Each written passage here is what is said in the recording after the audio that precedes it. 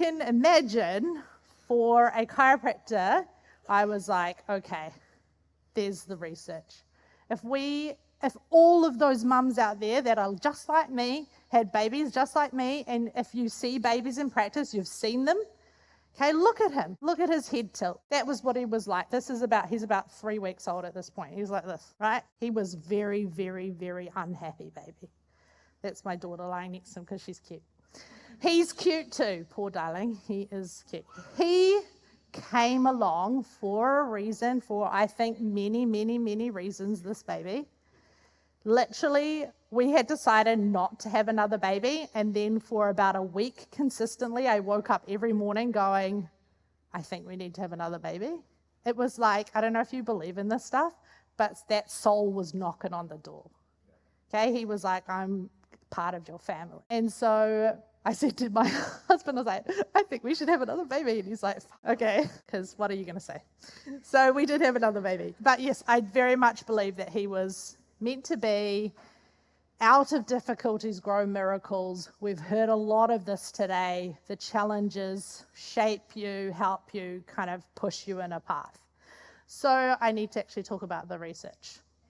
So this is where I got to. I was like, okay, we know these babies are struggling out there. We know chiropractic helps so much. We have zero good quality research in this. We have a crap ton of anecdotal evidence. So much of it, you've seen them all do amazing in your practice. We needed some proper research. So the research question, what are the effects of chiropractic care for infants with postural asymmetry and breastfeeding difficulties? And the other aspect of it, how does it? What is the mechanism? How does chiropractic work in these babies? It's not HVLA.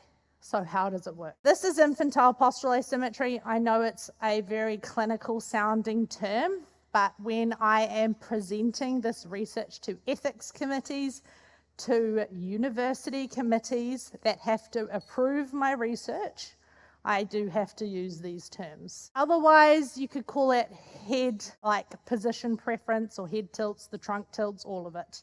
But really, they're just subluxated babies. Yeah? They are very subluxated babies, and they need us. What it does for them, in the short term, they don't feed properly. We're getting abnormal sensory input to that brain. Okay, if you can imagine that baby's head is like this all the time, what are they seeing? It's all this side. Okay, they're getting very little coming through here. Lots of evidence for developmental delay, particularly in the motor domain for these babies, the flat head spots, developmental hip dysplasia. They think that's idiopathic. We don't know why it happens, but we know why it happens. Yeah, they get developmental hip dysplasia. Long-term consequences.